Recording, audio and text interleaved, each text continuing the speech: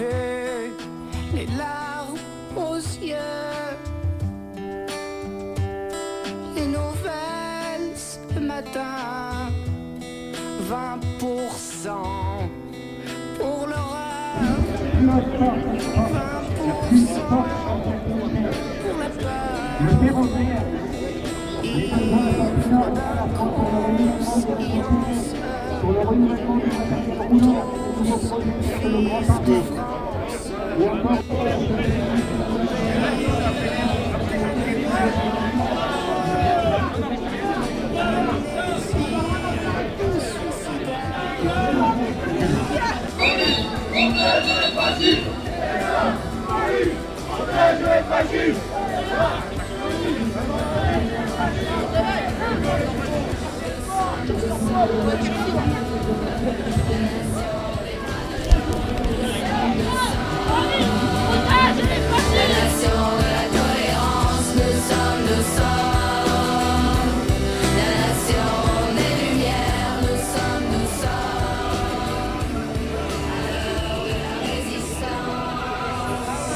les rêves qu'on a fait et pour ceux qu'on fera, pour le point qu'on a levé, pour celui qu'on lèvera pour un idéal, pour une utopie.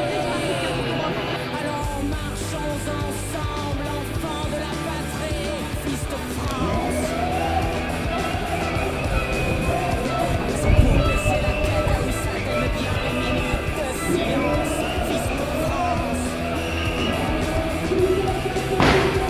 C'était à peine hier des gens qui ont brandi le drapeau de l'ignorance, fils de France.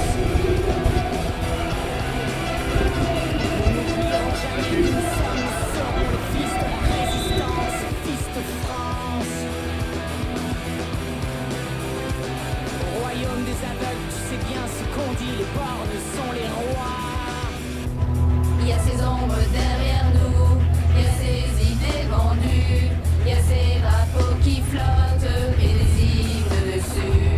Et puis il y a toi mon frère, oui toi qui n'y crois plus.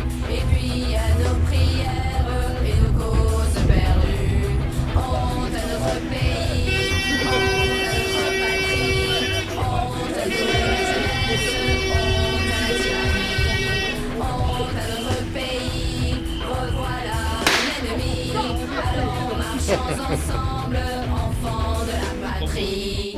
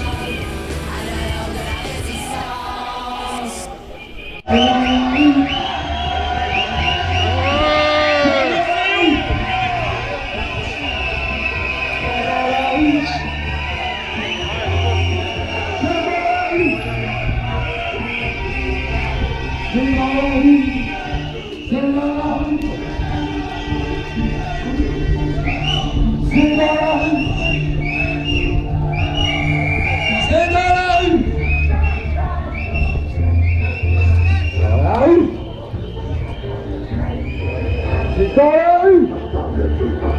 Hey, général. Hey, général. Tous ensemble, tous ensemble. Tous ensemble, tous ensemble. Tous ensemble, tous ensemble. Tous ensemble, tous ensemble.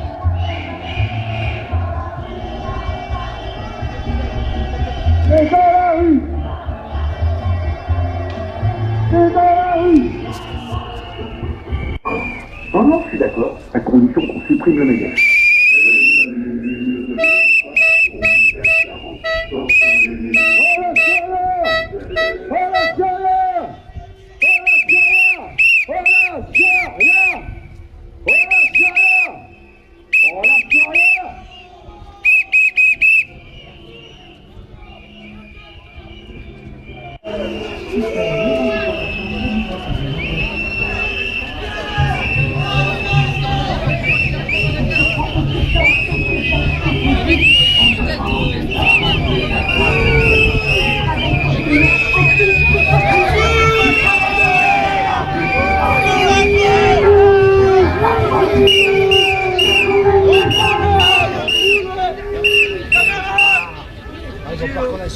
Camarades, s'il vous plaît, on n'est pas là pour passer par l'heure. Qu'est-ce qu'on fait?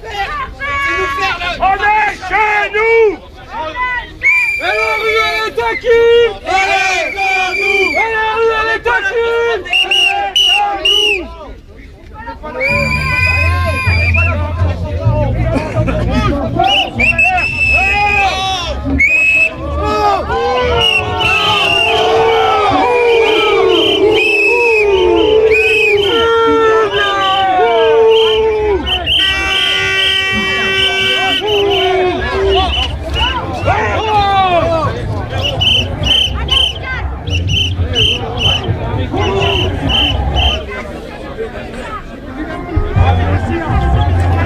Allez vite, frappez, ça file.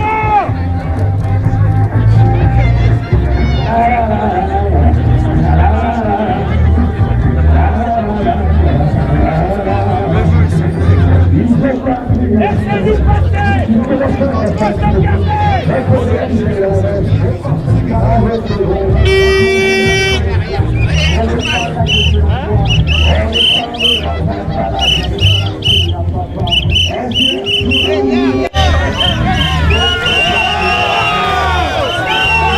Allez, jette-toi.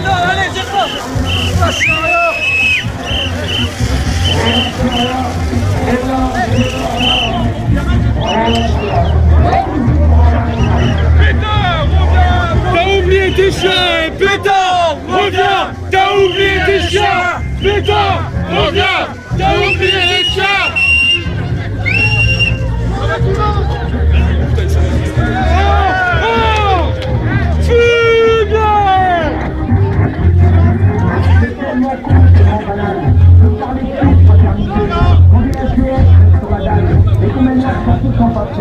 On jette des miettes sur les terres, juste histoire de les calmer, ils sont comme ça.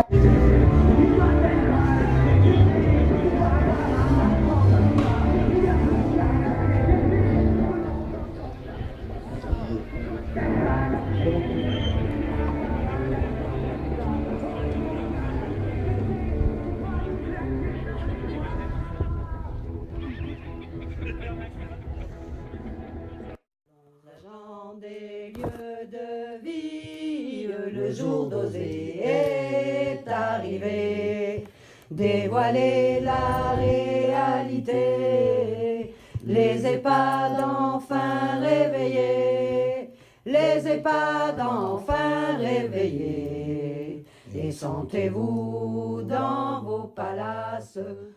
Ça écrit à notre président qui est impopulaire, qui est incompétent et qui se nomme Monsieur Macron et pas Monsieur Macrotte. Quoique, à quelques lettres près, mon coup pour monsieur si ça lui fait plaisir. Alors, message à Monsieur Macron, le marionnettiste et à toute sa troupe qui l'entoure. Monsieur Macron, avez-vous déjà poussé la porte d'un foyer logement ou d'une maison médicalisée, voire même d'un mouroir? Oui, hélas, Monsieur Macron. Car il y a des extensions qui sont surnommées entre collègues le mouroir. C'est là où arrive le dernier voyage, le voyage du non-retour. C'est là aussi où nous ne pouvons pas prendre notre temps avec la personne qui nous regarde, qui a peur d'être seule, qui nous prend la main. Et c'est là aussi où nous ne pouvons pas rester seuls avec elle. Car c'est vous et vous seul, Monsieur Macron, qui voulez cela. Donc, nous repartons en lui promettant, je vais revenir. Mais quand? Après les 10 toilettes, les X repas et bien d'autres tâches? C'est là aussi que lorsque nous revenons, il est déjà trop tard. Et nous devons vivre au quotidien avec cela, avec notre impuissance, avec notre désarroi et notre chagrin. Qui, oui, Monsieur Macron, parce que nous ne sommes pas encore robotisés. Nous, Nous avons aussi une grand-mère, un grand-père, une mère, un père. Nous avons un cœur. Nous sommes tous des êtres humains, avant tout. Pas vous, monsieur Macron. Lorsque vous passez la porte de ce foyer ou de cette maison médicalisée, monsieur Macron, et que votre regard s'arrête sur une vieille dame qui est seule dans un coin, que pensez-vous, monsieur Macron? Une personne qui bave, qui émane une odeur nauséabonde? Qu'est-ce que cette vieille dame frêle? Pas très intelligente peut-être, avec de drôles d'habitudes, sénile? Pour vous peut-être, c'est une personne qui coûte cher à l'État. Vous la voyez, le regard vide, terne et fixe. Vous voyez seulement une vieille personne qui refuse d'obéir, qui crache sa nourriture. Mais vous ne voyez pas le travail de l'équipe aidante, que dis-je? De la petite employée qui doit s'occuper de donner le repas à 5 personnes en même temps. Car, faute de personnel, faute de temps, faute de subventions, ceci laisse ses employés avec leur frustration et l'impression de gager les personnes âgées comme des oies pour Noël. Pouvez-vous voir ça, monsieur Macron?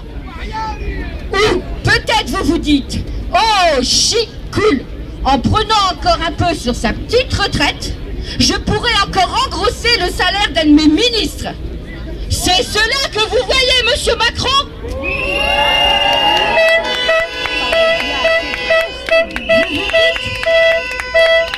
Vous vous dites peut-être, j'espère qu'on laissera encore cette vieille dame mijoter dans sa protection jusqu'au soir, car au prix que cela coûte, l'État ne va quand même pas débourser. Après tout, chacun sa merde, hein?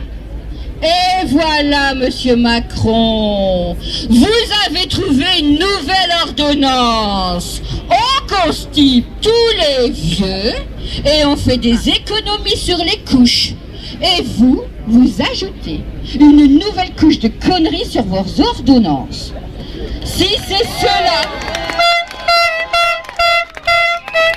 et si c'est comme cela que vous voulez traiter le peuple senior, alors, monsieur le président, je sais pas si c'est la marque d'un camembert ou quoi, mais enfin, vous devriez regarder de plus près, car ce n'est pas ce que moi je vois, ainsi que tous ceux qui ont choisi ce métier. Alors, je vous entends pas le dire, là, hein? Moi, avant, monsieur Macron, j'avais la possibilité d'échanger, avant que vous ne coupiez les budgets et que vous dégradiez nos conditions de travail. Je pouvais voir que cette personne, avant de venir ici, avait un passé, car j'avais le temps de communiquer avec elle. Maintenant, à peine le temps de lui dire bonjour, juste, hélas, ouvrez votre bouche, avalez un peu plus vite, j'ai pas le temps, j'ai encore des toilettes à finir et plein d'autres choses.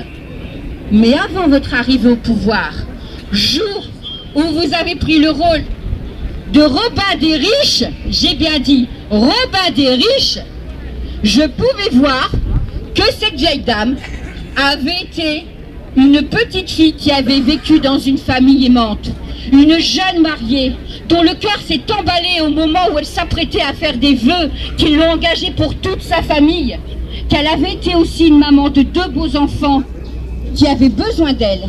Et ces enfants, ils ont grandi bien vite.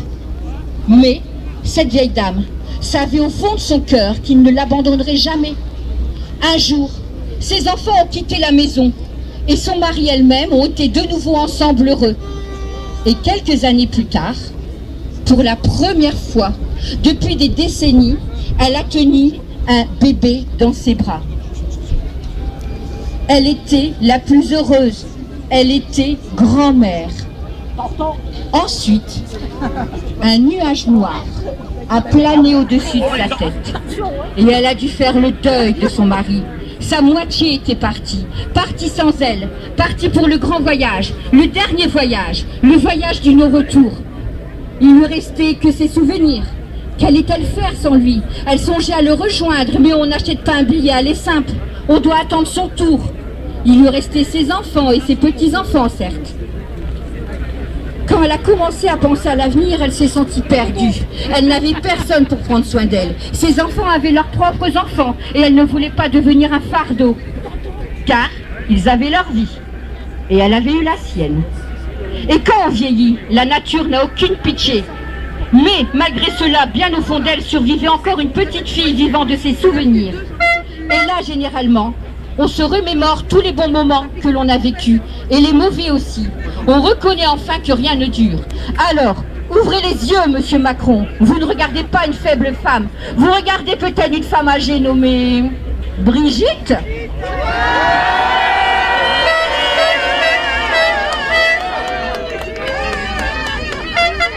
Qui bientôt pourrait prendre sa place de cette vieille dame, assise seule sur sa chaise. Car on dit que l'amour n'a pas d'âge.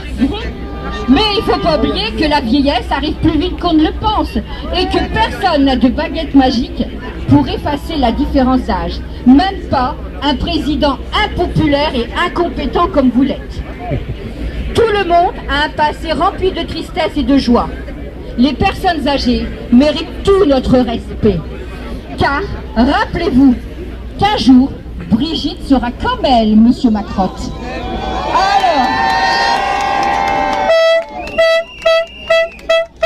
Alors, monsieur Macron, donnez-nous les moyens d'accompagner nos aînés dans leur dernier voyage décemment. Donnez-nous les moyens d'avoir du temps et de leur rendre leur dignité. La vieillesse n'est ni une tare, ni une maladie. Monsieur Macron, nous ne travaillons pas parmi des boîtes de conserve. Nous avons choisi notre métier. Nous avons choisi notre métier. Et nous en sommes fiers. Et vous nous avez retiré l'humain. Monsieur Macron, améliorez nos conditions de travail, respectez vos aînés. Je vous demande, monsieur Macron, d'écouter et d'entendre mes mots. Il n'y a que les idiots qui ne changent pas d'avis. En êtes-vous un, monsieur Macron, d'idiot ? Le peuple français ne lâchera rien, monsieur Macron. Les personnes âgées sont des trésors. Elles sont l'héritage de la France. Et la CGT ne lâche rien. On lâchera rien.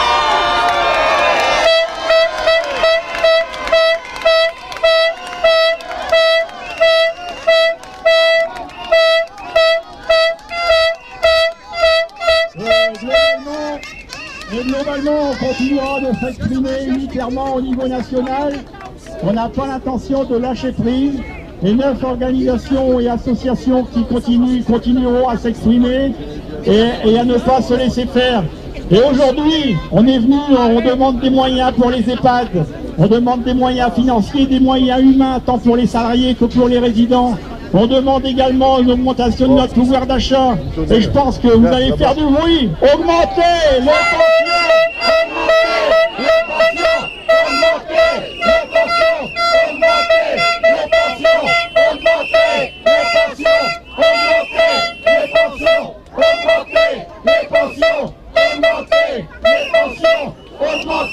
les pensions! Voilà, maintenant on est tous riches, on va payer les impôts, c'est malin quoi.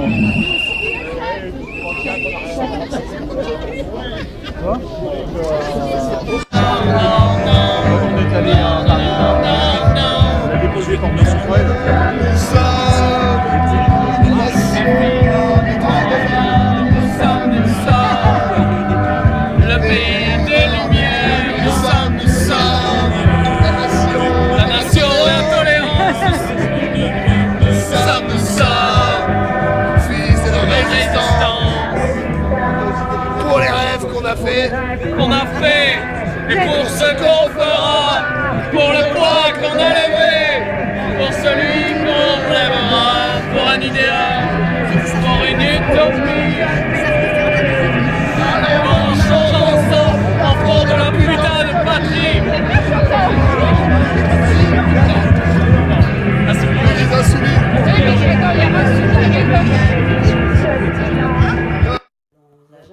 Des lieux de vie, le jour d'oser est arrivé, dévoiler la réalité, les EHPAD enfin réveillés, les EHPAD enfin réveillés, et sentez-vous dans vos palaces pour rire ces féroces vieillards qui, au nom de nos libertés, ont défendu la France en danger.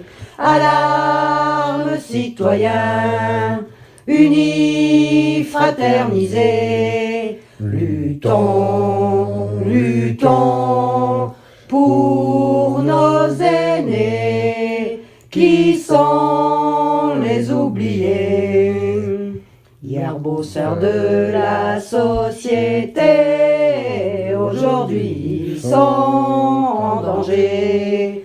La retraite bien méritée, taxes, impôts encore à payer, taxes, impôts encore à payer.